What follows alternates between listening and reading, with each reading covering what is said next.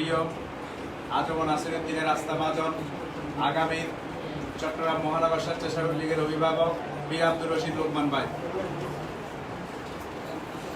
ধন্যবাদ। বঙ্গবন্ধু ছাত্র পরিষদের সম্মানিত চট্টগ্রাম মহানগরের সভাপতি ছোট ভাই মঞ্জুরুল করিম, ধন্যবাদ জানাচ্ছি এই জন্য যে আজকে ছোট পরিসর হলেও বাঙালি রাখাল রাজা জাতির জনক বঙ্গবন্ধু শেখ মুজিবুর রহমানের ৪৫তম শাহাদাত বার্ষিকী উপলক্ষে, যেখানে পুরো ওয়ার্ডের মধ্যে কোনো একটা সাংগঠনিক কোনো আলোচনা সভা কিংবা দোয়া মাহফিল আয়োজন করেছি আমি জানি না। ২৪ নম্বর উত্তর আগ্রাবাদের এই ছোট পরিসরে জাতির জনককে তরুণ প্রজন্মের কাছে তুলে ধরার জন্য তার যে ক্ষুদ্র প্রয়াস, তা এই জন্য আমি তাকে আমার সংগঠন স্বেচ্ছাসেবক লীগ চট্টগ্রাম মহানগর, আমার প্রিয় নেতা আল্লাহ আজীবন নাসিরউদ্দিন এবং আমার ব্যক্তিগত আমি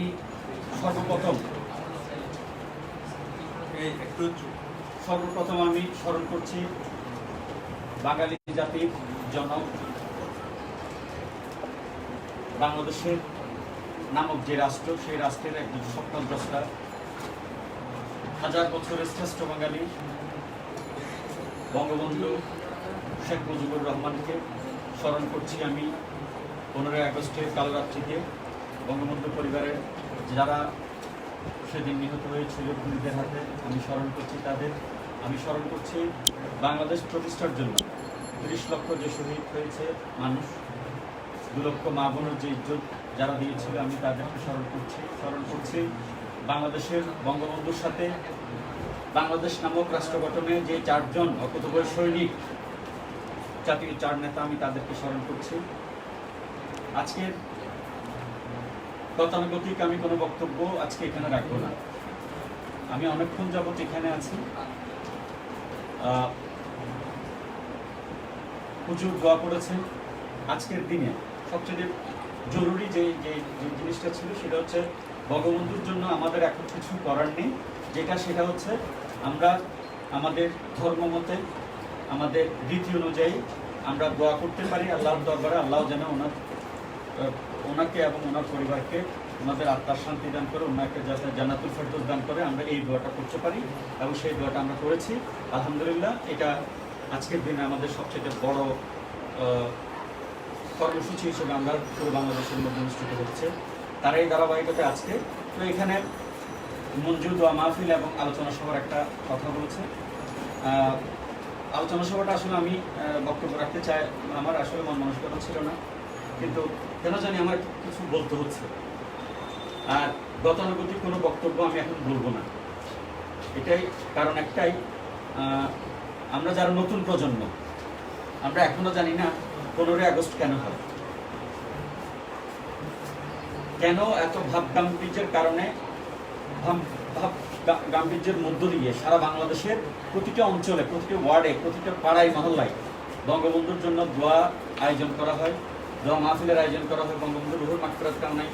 এত কথা, এত প্রশ্ন আমাদের মনে জাগে, কিন্তু প্রশ্নের উত্তর আমরা কখনো খুঁজি না, বিশেষ করে নতুন প্রজন্ম। আমার ইমরান আলী মাসুদ যখন বক্তব্য রাখছে, অনেকেই লাইভ চালাচ্ছে, অনেকেই ফেসবুকের মধ্যে ব্যস্ত, অনেকেই নিজেদের বন্ধুদের মধ্যে কথাবার্তার মধ্যে আছে।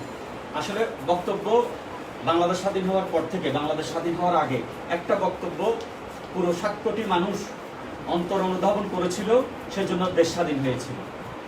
সেই 7 মার্চের পরে আর কোনো ভাষণ বাংলাদেশের কোনো মানুষ, কোনোই প্রজন্ম অন্তরে ধারণ করেনি, সেজন্য বাংলাদেশ এখনো পর্যন্ত উন্নত রাষ্ট্র আমরা হতে পারিনি।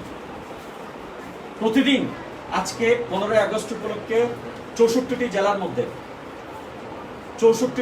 মধ্যে 8টা বিভাগের 64টি জেলায় শত শত হাজারে হাজারে এরকম বক্তব্য হচ্ছে। লক্ষ কোটি মানুষ বক্তব্য শুনছে কিন্তু ধারণ করছে না, যার কারণে আমরা যে লাও সেই করি। আমাদের কোনো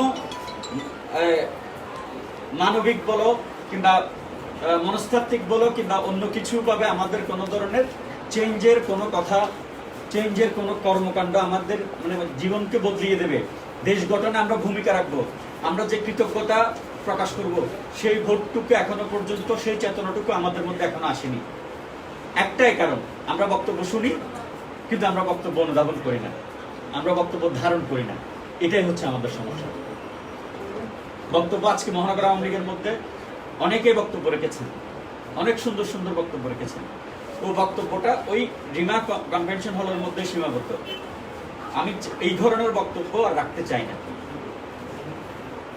আমরা 15 আগস্টকে পুরো বাংলাদেশের মধ্যে জাতীয় শোক দিবস হিসেবে ঘোষণা করা হয়েছে।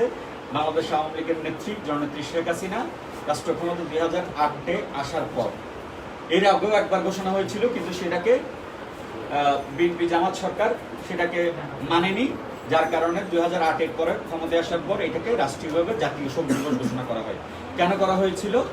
কারণ পৃথিবীর ইতিহাসে এত নৃশংস ঘটনা, এত নৃশংস একটা পরিবারকে ধ্বংস করার জন্য যে নৃশংস ঘটনা, এবং যেই দেশকে স্বাধীন করার জন্য যে মানুষটি স্বপ্ন দেখেছিল, যে মানুষটার হাত ধরে বাংলাদেশ নামক রাষ্ট্রটা গঠন হয়েছিল, সেই মানুষকে সপরিবারে হত্যা করা হয়েছে। শুধু তাই নয়, পৃথিবীর কোথাও অন্তঃসত্ত্বা কোনো মাকে কখনো হত্যা করার নজির নেই, কিন্তু বাংলাদেশে সেটা হয়েছিল। বাংলাদেশে সংগঠিত হয়েছিল 10 বছরের শিশুদেরকে হত্যা করা হয়েছিল একই সাথে, শুধুমাত্র ক্ষমতায় আসীন হওয়ার জন্য। এইরকম একটা হত্যাকাণ্ডের কারণে পুরো বাংলাদেশের 16 কোটি মানুষ আজকের দিনটাকে জাতীয় শোক দিবস হিসেবে পালন করে। আর আমরা না বুঝে এখানে ইন্দিরা আলী মাসুদ বক্তব্য রাখার পর হাততালি দিয়ে দিয়েছি। এখানে বলে কথা না। আমি স্বেচ্ছাসেবক লীগের কিছুক্ষণ আগে দারুল ফজল মার্কেটে একটা মিটিং হয়েছিল, সেখানেও আমাদের মহানগর স্বেচ্ছাসেবক লীগের যুগ্ম আহ্বায়ক KBM শাহজাহান উনি বক্তব্য রাখছিলেন। বক্তব্য পরে সেই রীতি অনুযায়ী আমরা আবার তালি মারা আরম্ভ করেছি। তাহলে শোকের আবহ তো আর থাকলো না। তার মানে আমরা আনন্দ উদযাপন করছি। আমাদের আসলে শিখতে হবে বঙ্গবন্ধু কি। প্রথমেই আমাদের জানতে হবে বঙ্গবন্ধু কি, কেন আমরা তাকে নিয়ে এত হইচই, এত কথাবার্তা, এত আলোচনা, এত দোয়া মাহফিল। তোমাদের মনে কি প্রশ্ন জাগে না যে বঙ্গবন্ধুটা কে? বঙ্গবন্ধু শব্দের অর্থ কি? জাতির জনক বলছি, জাতির পিতা বলছি। আমার পিতা তো আমার বাবা মরহুম বাদশা মিয়া সওদাগর, কিন্তু জাতির পিতা আমরা বারবার বলছি, জাতির পিতা, জাতির জনক বঙ্গবন্ধু, বাঙালি জাতির স্বপ্নদ্রষ্টা। বাংলাদেশ রাষ্ট্র গঠন কাকে দিয়ে হয়েছিল? এই প্রশ্নগুলো আমাদের কারো মনে আদৌ কি জেগেছে? তোমাদের মনে কারো? আমরা একটা স্বাধীন সার্বভৌম রাষ্ট্রের মধ্যে বসবাস করছি। আমরা সুন্দর একটা পরিবেশের মধ্যে, আদিল ভাই এই অফিসটা করেছে, সুন্দর সুন্দর ছবি, এখানে জাতির পিতার ছবি আছে, মাননীয় প্রধানমন্ত্রীর ছবি আছে, জয়ের ছবি আছে, এই খুব একবারে LED লাইট টাইট সহ খুব সুন্দর অফিসের মধ্যে পরিপাটি করে জিলাপিও নিয়েছি, আমরা খেয়েছি এখানে। কিন্তু এই প্রশ্নটা আমরা কি করেছি যে আমাদেরকে এত সুন্দর পরিবেশটা কে করে দিয়েছে? আমি বক্তব্য শুরুর আগে মঞ্জুরকে এবং আদিলকে আমি ধন্যবাদ দিয়েছি, কৃতজ্ঞতা জানিয়েছি, কারণ তারা এই সুন্দর আয়োজনটা করেছে। এই কারণে ছোট্ট একটা পরিসরের এই আয়োজনের জন্য তারা যদি কৃতজ্ঞতা পায়, তাহলে পুরো বাংলাদেশ গঠনের জন্য, পুরো বাংলাদেশের মধ্যে এত বড় একটা পরিসর, এত সুন্দর একটা পরিবেশ করে দেওয়ার জন্য যে মানুষটি তার জীবনের 4682 দিন, অত 14 বছর জেল কেটেছে, তিলে তিলে তিলে তিলে যে মানুষটি বাংলাদেশ নামক এই রাষ্ট্রকে স্বাধীন করে দিচ্ছে আমাদের জন্য, আমরা কি একবারও নিজেদের মধ্যে আসলে প্রশ্নটা করেছিলাম তার প্রতি আমাদের কোনো কৃতজ্ঞতা বোধ আছে? আমাদের খুব কষ্ট লাগে গতানুগতিক বক্তব্যগুলো আমরা শুনি, ওখান থেকে বের হওয়ার পর আবার সেলফিবাজি শুরু হয়, আবার হাসি ঠাট্টার মধ্যে। আমি এমনও দেখেছি যে জাতির জনকের এই শোকাবহ আগস্টের মধ্যে ব্যানার পোস্টার ছাপানো হয়, ওখানে আমার হাসি মুখ করা ছবিটা আবার রক্তের ছোপ দেওয়া হয়।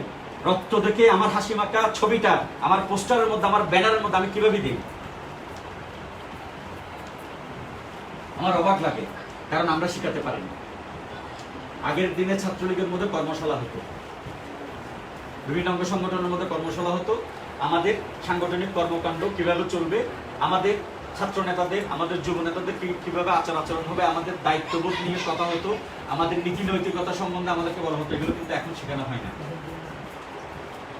আমি যে কথা বলতে এসেছি সেটা হচ্ছে, যে মানুষটুকু টুঙ্গিপাড়ার অজপাড়া গায়ে, আজকে থেকে একটা জিনিস চিন্তা করো, আজকে 2020 সাল,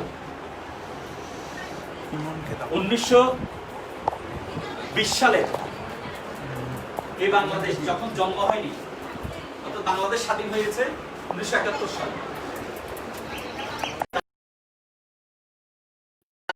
বছর বয়সের মধ্যে টুঙ্গিপাড়া তখন এখন যে রাস্তা, যে যোগাযোগ ব্যবস্থা, হোয়াটসঅ্যাপের মধ্যে বসে আমরা সারা পৃথিবীর খবর নিচ্ছি। তখন হোয়াটসঅ্যাপের যুগ ছিল না, তখন ফেসবুকের যুগ ছিল না, তখন টেলিগ্রাম ছিল, টেলিফোনের যুগ ছিল না, মোবাইল তো অনেক দূরের কথা। টেলিভিশন আমি জানি না আবিষ্কার হয়েছিল, কখনো বাংলাদেশে আসেনি। এই অবস্থার মধ্যে ওই অজপাড়াগা থেকে এখান থেকে যদি আমরা একটা নিউ মার্কেট যাই আমাদের সময় লাগবে মিনিমাম আধা ঘন্টা। ওই টুঙ্গিপাড়া থেকে সারা বাংলাদেশকে মাতিয়ে সারা 7 কোটি মানুষকে একত্রিত করে 1971 সালে বাংলাদেশকে চূড়ান্ত রূপে একটা রাষ্ট্র গঠনের জন্য স্বাধীনতার ডাক দিয়েছিলেন। পরবর্তীতে উনি বাংলাদেশের জাতির জনক হিসেবে স্বীকৃতি লাভ করেছিল। বঙ্গবন্ধু মানে বাংলাদেশের বন্ধু হিসেবে স্বীকৃতি লাভ করেছিল 1975 সনের এই যে 55 বছরের এই বয়স। একটু চিন্তা হয় তোমাদের এভারেজ বয়স কত, কতটুকু দায়িত্ব নিয়ে। আচ্ছা, এর মধ্যে 55 বছরের মতো 14 বছর আমাদের কেটে দিতে হবে, কারণ 14 বছর উনি জেল কেটেছিলেন শুধুমাত্র এই বাংলাদেশ নামক রাষ্ট্র গঠন করার জন্য। শুধুমাত্র আমরা যে বাংলায় কথা বলছি, বাংলাদেশের যে বাঙালি বাংলা ভাষা, সেই বাংলা ভাষা প্রতিষ্ঠা করার জন্য, বাংলা ভাষাকে রাষ্ট্রীয় মর্যাদা দান করার জন্য, বাংলাদেশকে স্বাধীন করার জন্য, বাংলাদেশকে সার্বভৌম করার জন্য, পাকিস্তান থেকে মুক্ত করার জন্য। ব্রিটিশ 200 বছর বাংলাদেশকে স্বাধীন করেছে, সেই ব্রিটিশ থেকে মুক্ত করার জন্য এই একজন বঙ্গবন্ধু। উনি ওনার জীবনে 14টা বছর 4682 দিন জেল কেটেছে। আজকে দেখি মিছিল করতে গিয়ে একদিনের জন্য জেলে গেলে তোমাদের অস্তিত্ব থাকবে কিনা। আমি এমনও দেখেছি পুলিশ তাকে হয়রানি করছে না, সে নিজে এখানে এসে আমার পরিবারের উপর হামলা হচ্ছে, আমাকে জেলে নিয়ে যাচ্ছে, আমাকে পুলিশ ফোন করছে অথবা পুলিশ খুঁজছে, এইটাতেই সেই দুনিয়ার ভীতু সন্ত্রস্ত হয়ে গেছে। আর একটা জিনিস চিন্তা করো, ছেলে বয়স একবারে ছোট বয়স থেকে 14টা বছর উনি জেল কেটেছে শুধুমাত্র বাংলাদেশের নেতৃত্ব। আমরা কখনো তার সম্বন্ধে জেনেছি? আমাদের মধ্যে এখানে যারা আছি কেউ কি বঙ্গবন্ধুর অসমাপ্ত আত্মজীবনীতে পড়েছে? কে? একজন। শতকরা কতজন? 7 কোটি মানুষের মধ্যে যদি আমরা শতকরা হিসাব করি, আমার মনে হয় 16 কোটি মানুষের মধ্যে 1 কোটি মানুষও এখনো ঠিক মতো বঙ্গবন্ধুকে বোঝার জন্য, যদিও বা স্কুলের এখন পড়ার মধ্যে বঙ্গবন্ধুকে নিয়ে আলোচনা হয়। যাই হোক, আমি আজকে শুধু এই গল্পটা কথাগুলো না বলে তোমাদেরকে এই কথাগুলো বলছি এই কারণে, তোমাদের মধ্যে একটা জিনিস জাগ্রত করো, একটা ভোট তোমরা নিয়ে আসো যে আমরা আজকে 15 আগস্টের এই আলোচনা সবাই আমরা একটা জিনিস করবো, সেটা হচ্ছে আমরা জাতির পিতাকে, জাতির জনক বঙ্গবন্ধু এই শব্দগুলোর মানে খুঁজবো। কেন উনি জাতির পিতা হয়েছে, কেন ওনার নাম বঙ্গবন্ধু দেওয়া হয়েছে, কেন উনি 14 বছর জেল কেটেছেন, কিভাবে আমাদের বাংলাদেশ গঠন হয়েছে। এই প্রশ্নগুলোর উত্তর যদি তোমরা পাও তাহলে আমি মনে করব যে তোমার রাজনীতি করার সার্থকতা তুমি ওই দিন খুঁজে পাবে। আর না হলে আসলাম সন্ধ্যার পর থেকে এখানে এসে আদিল ভাই চা খাওয়াই, নাস্তা খাওয়াই, ফ্যানের মধ্যে বসে ওয়াইফাই জোন দিয়েছে, ফেসবুক চালাবো, যে এলাও সেই কত আসবো যাবো, আমার জীবনের সবচেয়ে মূল্যবান সময়গুলো আমি এখানে নষ্ট করবো, এই আশার কোনো দরকার নেই। যদি একান্তই আসতে হয়, এসে নিজের একটা কথা আছে আমাদের ইসলাম ধর্মের মধ্যে যে খুলনা থেকে একবার মৃত্যুর আগ পর্যন্ত, এটা হচ্ছে শিক্ষার সময়। অন্তত এই শিক্ষার না সবাই বঙ্গবন্ধুর আদর্শের কথা বলে, আমরা স্লোগানে বলি, কেউ কি বঙ্গবন্ধুকে আমরা অনুসরণ করি? কেউ করি না। নেত্রীর কথা বলে জননেত্রী শেখ হাসিনার কথা বলি, আমরা জননেত্রী শেখ হাসিনাকে আমরা কেউ অনুসরণ করি? আমরা আমাদের প্রিয় নেতা আলহাজ আজম নাসিরউদ্দিনের কথা বলি।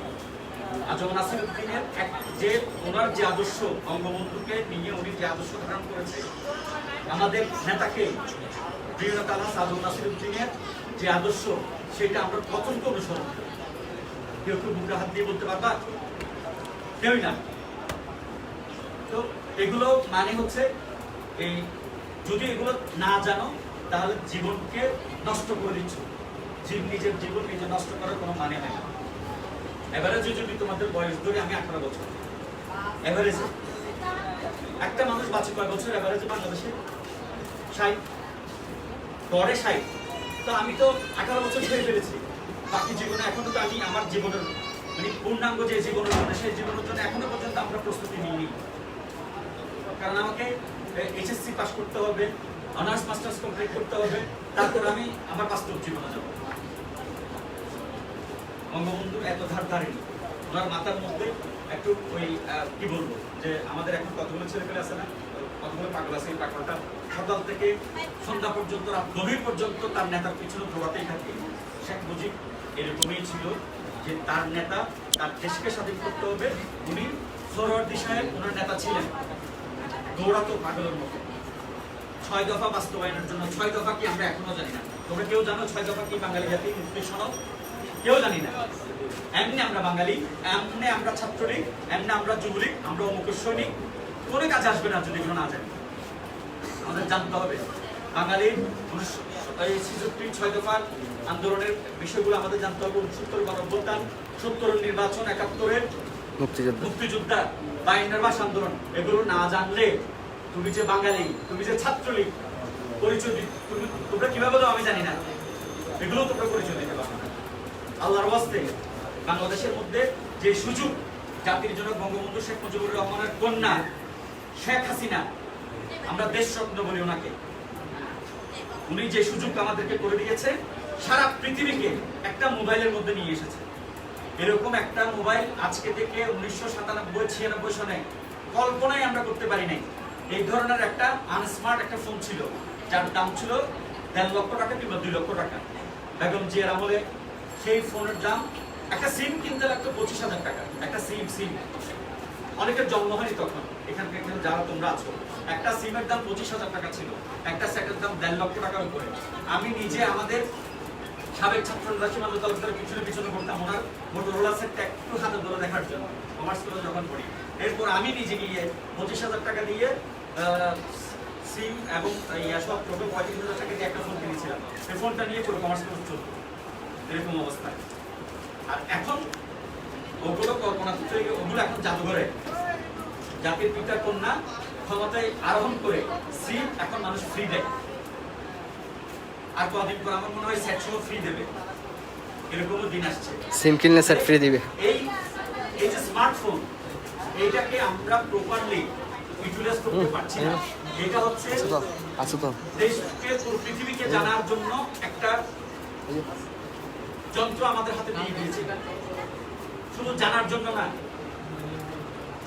জন্য না, ডিজিটাল বাংলাদেশে এই একটা স্মার্টফোন দিয়ে ফেসবুক ব্যবহার করে আমাদের অনেক ছাত্র নেতা, অনেক মেধাবী ছেলেরা শত শত কোটি টাকার মালিক হচ্ছে। তোমরা জানো পাঠাওয়ের মালিক 4,000 কোটি টাকার মালিক। কিছুদিন আগে আমেরিকায় টাকা হত্যা করা হয়েছে শুধুমাত্র এই যে স্মার্টফোন ব্যবহার করে। আদৌ কি তোমরা কোথাও আছো এই ধরনের? আমরা শুধু ফেসবুকটা ব্যবহার করি। আজকে একটা সেলফি নিয়ে নিলাম, দিয়ে দিলাম, লাইক কয়টা করছে? 45টা। লাইক কয়টা করছে? তোর লাইক 70টা, তোর লাইক 100টা। আবার আরেকটু যদি বিশেষ স্মার্ট বলছে 1K, 2K, 3K। আজকে একজন দেখলাম আলহামদুলিল্লাহ 2K। এটার মানেটা কি? আর ওই দুনিয়াতে অনেক কাজ আছে, তো কোনো কাজের মধ্যে আমরা নেই। আমরা জাস্ট সেলফি তুলবো, আপলোড করবো আমাদের জীবনটা। যখন জীবন সাইনে আমরা যখন পৌঁছাবো, আর একটু ফ্রিলি বলি, যখন মেয়ে দেখতে যাবে তখন কি তোমার ফেসবুকে লাইক কয়টা পড়ছে এটা দেখবে? বঙ্গবন্ধু একজন দেশ স্বাধীন করে দিয়েছে। কয়জন বঙ্গবন্ধু তোমরা এখানে বসে আছো? তোমাদের কাছ থেকে জাতি কি আশা করে?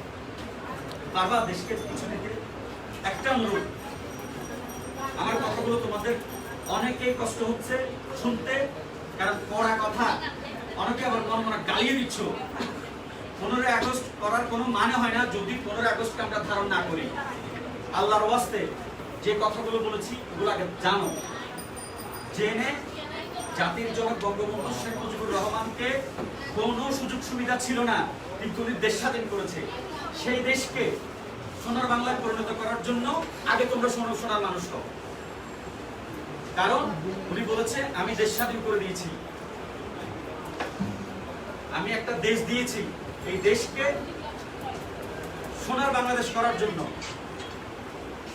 বঙ্গবন্ধুর আদর্শ তোমরা যারা বলো যে আমরা বঙ্গবন্ধুর আদর্শ ধারণ করি, বঙ্গবন্ধুর আদর্শ ধারণ করতে হলে আগে নিজেকে তৈরি করো, নিজেকে তৈরি করো এমন ভাবে যাতে বঙ্গবন্ধুর যে সোনার বাংলা গঠন করার জন্য আমি একটা জোরালো ভূমিকা রাখতে পারি। আমি যদি চাকরির জন্য অন্য হয়ে খুঁজতে হয়, কারণ চাকরিতে আমি পাবো না, আমি তো মাস্টার্স কমপ্লিট করিনি, আমি তো করছি মাত্র আন্ডার মেট্রিক ক্লাস 8, 9। ভাই আমাকে একটা চাকরি দেন না, তোমাকে চাকরি দেবো 3000 টাকা দিয়ে যা পানি আনতে পারবা, এই ধরনের তো তোমার দ্বারা দেশ তো কিছু পাবে না। হ্যাঁ, এখন বাংলাদেশ সরকার বাংলাদেশ আওয়ামী লীগের গঠন করেছে।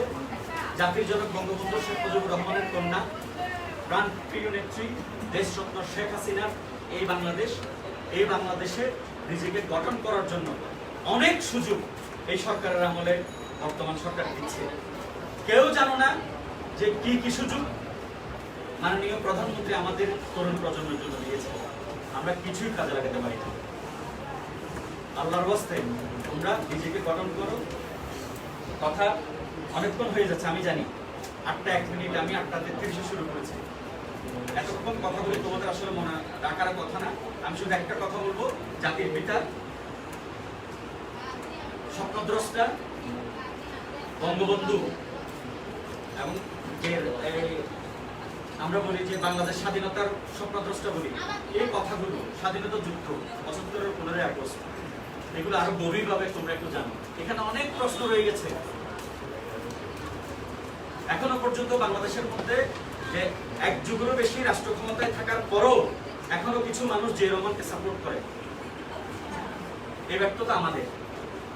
জিয়া রহমানকে কেন সাপোর্ট করে? জিয়া রহমান কে?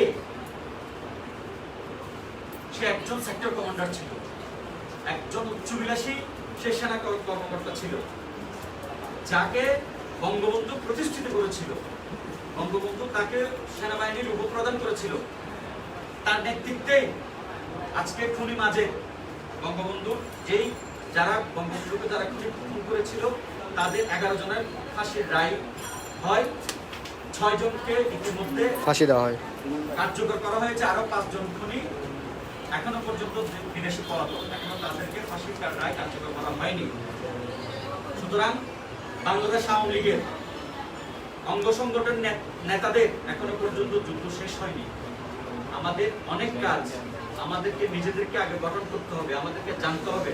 আমার একটা অনুরোধ থাকবে, আমি আদিলকে আরেকবার বলেছিলাম, আরেকটা এরকম 15 আগস্ট বলেছিলাম, অন্তত আমরা যদি বঙ্গবন্ধুর অসমাপ্ত আত্মজীবনী এই বইটা যদি আমরা একটু যদি মনোযোগ দিয়ে পড়ি, টোটাল বঙ্গবন্ধু সম্বন্ধে, বঙ্গবন্ধুর আদর্শ সম্বন্ধে, চেতনা সম্বন্ধে, দেশ সম্বন্ধে, কিভাবে নিজের জীবনকে, কিভাবে রাজনৈতিক ক্যারিয়ারটাকে তোমরা বিল্ড আপ করতে পারবে, সবকিছু এখানে আছে।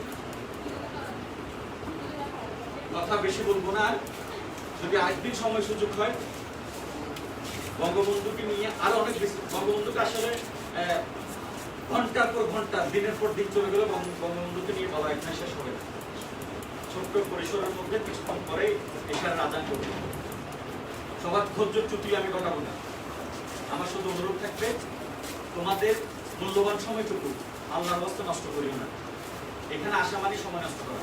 আর এখানে এসে এই বক্তব্যটা শুনে আজকে যদি গিয়ে বঙ্গবন্ধুর অসংখ্য আত্মজীবনীটা যদি খুঁজে বের করো, আত্মজীবনী লাগবে না, গুগলের মধ্যে সার্চ করো, সবার কাছে স্মার্টফোন আছে।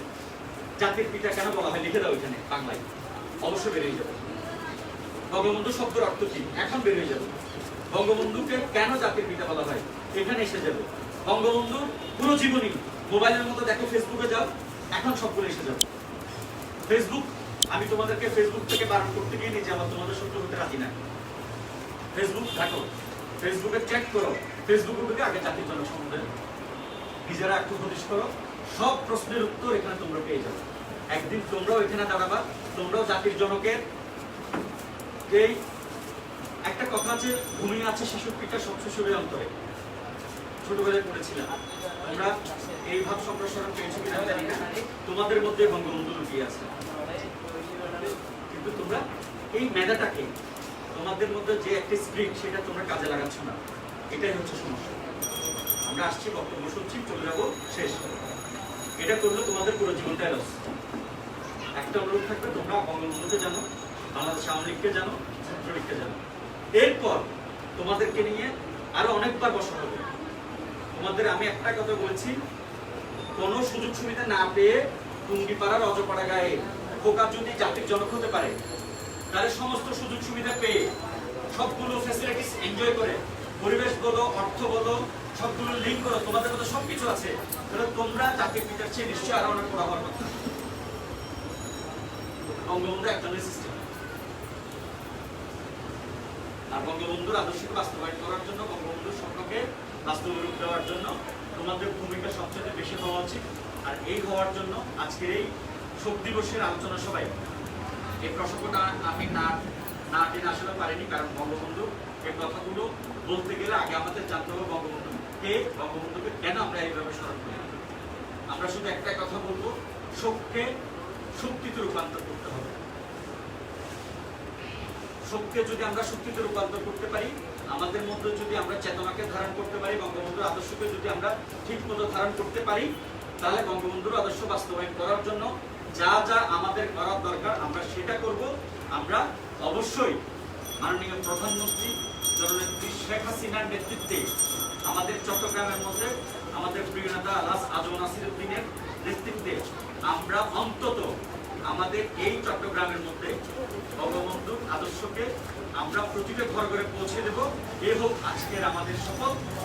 ইনশাআল্লাহ আল্লাহ যদি সুস্থ রাখেন, বাঁচিয়ে রাখেন, আরো একদিন তোমাদের সাথে দেখা হবে এই আশাবাদ ব্যক্ত করে আমি আমার বক্তব্য শেষ করছি। আসসালামু আলাইকুম। সভাপতির বক্তব্য দিয়ে শেষ করব। সবাইকে অসংখ্য ধন্যবাদ। আব্দুল রশিদ লোকমান ভাই, আমাদের আলী মাসুদ ভাইয়ের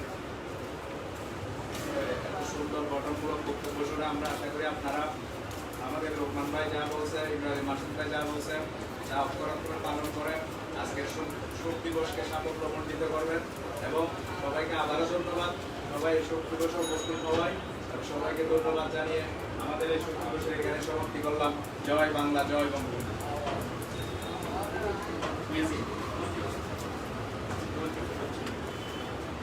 লাইট অফ করেছে। এই ফিনিশে চাপ দিব না?